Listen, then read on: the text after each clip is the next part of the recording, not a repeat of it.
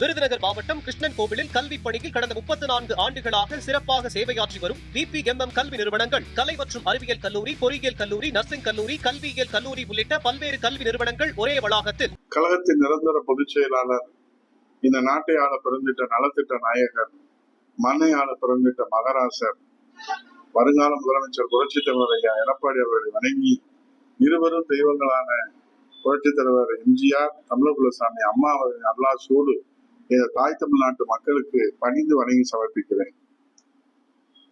நேற்று மதுரையிலே ஒரு லாக்அப் டெத் மரணம் அதிர்ச்சியை ஏற்படுத்தி இருக்கிறது. பார்க்கிங் பிரச்சனை குறித்து சிந்தாமணி ஸ்டேஷனில் புகார் கொடுத்த சிவனடியார் பரமசிவத்தை போலீஸ் தாக்கியதாக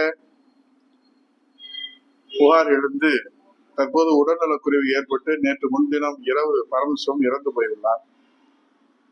எஸ்ஐ உள்பட 5 போலீசார் மீது நடவடிக்கை எடுக்க வேண்டும் என மாண்புமிகு முதல்வர் விஜய் அவர்களுக்கு பரமசிவம் போலீசார் தாக்கியதில் உடல்நலக்குறைவு ஏற்பட்டு சிகிச்சையில் இருந்த போது வீடியோ மூலம் மரண வாக்குமூலம் கொடுத்திருக்கிறார்.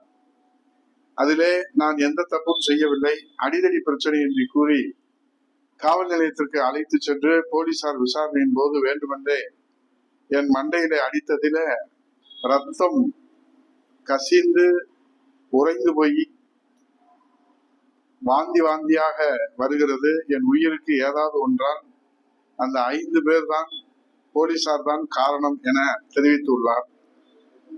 கடந்த ஆட்சியில திருப்பவனம் லாக்அப் டெத் அஜித்குமார் மரணத்திற்கு இன்னும் நம் நெஞ்சிலே பசுமையாக நினைவிருக்கிறது. சாரி வேண்டாம் சிஎம் சார், நீதி வேண்டும் என வீர முழக்கமிட்ட முதல்வர் விஜய் அவர்களே, ஜோசப் விஜய் ஆகிய நான் என்று விஜய் அவர்கள் முதல்வராக பொறுப்பேற்று இந்த 100 நாட்களிலே தமிழகத்தில் எத்தனை லாக்அப் டெத் மரணங்கள், நாகர்கோவிலிலே குட்கா வழக்கில கைது செய்யப்பட்டு சிறையில் அடைக்கப்பட்ட மாற்றுத்திறனாளி சபரிவர்மனின் மரணம் மாநிலத்தையே உலுக்கியது. இந்த அதிர்ச்சியிலிருந்து தமிழ்நாட்டு மக்கள் மீள்வதற்குள் தூத்துக்குடியிலே சட்டவிரோதமாக மது விற்றதாக கூறி விசாரணைக்கு அழைத்து செல்லப்பட்ட டாஸ்மாக் ஊழியர் அருணாச்சலம் காவல்துறையால் தாக்கப்பட்டு தலையில் காயமடைந்து உயிரிழந்தார். அதோடு புலன்சிறை காவல் வைக்கப்பட்டிருந்த பாலாஜி என்பவர் மரணம். தொடர்ந்து சென்னையை சேர்ந்த ஓட்டுநர் வெங்கடேசன் என்பவர் காவல்துறையின் சித்திரவதையால் உயிரிழந்திருக்கிறார். லாக்அப் டெத் மரணங்களை எதிர்த்து கடுமையாக குரல் எழுப்பி வந்த மாண்புமிகு முதல்வர் விஜய் இந்த 100 நாள் தன்னுடைய ஆட்சியில லாக்அப் மரணங்களுக்கு வாய் திறக்க மறுப்பது ஏன், மௌனம் காப்பதனுடைய மர்மம் என்ன? கடந்த ஆட்சியில லாக்அப் மரணம் அடைந்த 24 பேரின் மரணம் தொடர்பாக வெள்ளை அறிக்கையை உடனடியாக வெளியிட வேண்டும். இத்தகைய கொடூர சம்பவம் இனி ஒருபோதும் நடைபெறாது என்று உள்துறையை கையில வைத்திருக்கிற முதல்வர் ஸ்டாலின் தமிழக மக்களுக்கு உடனடியாக உறுதியும் உத்தரவாதம் அளிக்க வேண்டும். இது 2025ஆம் ஆண்டு தாவேகா தலைவராக இருந்த அன்றைய தாவேகா கட்சியுடைய தலைவர், இன்றைய தமிழகத்தின் முதல்வர் விஜய் அவர்கள் கொடுத்த மனிதாபிமானம் மிக்க அறிக்கையை நாம் இங்கே நினைவு கூர்ந்து பார்க்கிறோம். அதோடு இன்றைக்கு கோவையில கல்லூரி மாணவர் அமுதன் கொலையை தொடர்ந்து தமிழ்நாட்டில ஒரே நாளிலே 3 மாணவர் படுகொலை. சென்னை திருவொற்றியூர் தாங்கள் வசந்த நகர் பகுதியைச் சேர்ந்த வெங்கடேசன் மகன் தனுஷ் அஜாக்ஸ் பேருந்து நிலையத்தின் பின்புறம் உள்ள காலி மைதானத்திலே தனுஷ் பலத்த காயங்களுடன் உயிரிழந்த நிலையில் கிடந்தார். சென்னை மெரினா கடற்கரை அண்ணா நீச்சல் குளம் பின்பகுதியில் இளைஞர் ஒருவர் தலை உள்பட உடல் முழுவதும் பலத்த காயங்களோடு நேற்று கொலை செய்யப்பட்டு பிணமாக கிடந்தது அதிர்ச்சி அளித்தது. அதே போல திருவள்ளூர் மாவட்டம் கோழிப்பூண்டி அடுத்துள்ள பதிரிவேடு காவல்துறை எல்கைக்கு உட்பட்ட சானாபுத்தூர் கிராமம், இங்கு வசித்து வரும் கூலித்தொழிலாளர் ராஜா என்பவரின் மூத்த மகன் ரஞ்சன் சானாபுதூர் கிராமத்தின் வீட்டின் அருகே தனியார் வயல்வெளியில் உள்ள நினைவிட ஒன்றின் மீது நேற்று காலை ரஞ்சன் கொலை செய்யப்பட்டு ரத்த வெள்ளத்திலே பிணமாக கிடந்தார். இதெல்லாம் நேற்று ஒரு நாள்ல சுதந்திர தினம், நாம் 80வது சுதந்திர தினம் கொண்டாடுகிற இந்த நாளில 14ஆம் தேதி இந்த 3 மாணவர் கொடைகள் ஜென்சி தலைமுறை.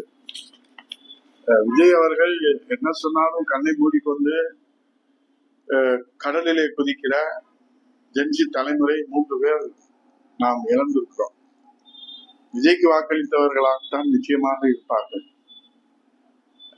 அவர்தான் நம்மை வாழ வைக்க வந்த கடவுள் என்று அவதாரம் என்று வாழ்ந்து கொண்டிருக்கிற ஜென்சி தலைமுறையை பாதுகாக்க மாண்புமிகு முதல்வர் அவர்கள் இன்னும் வாய் திறக்கவில்லை. ஒருவேளை இன்று சட்டசபையில வேண்டுமானால் அவர் வாய் திறக்க வாய்ப்பு இருக்கிறது.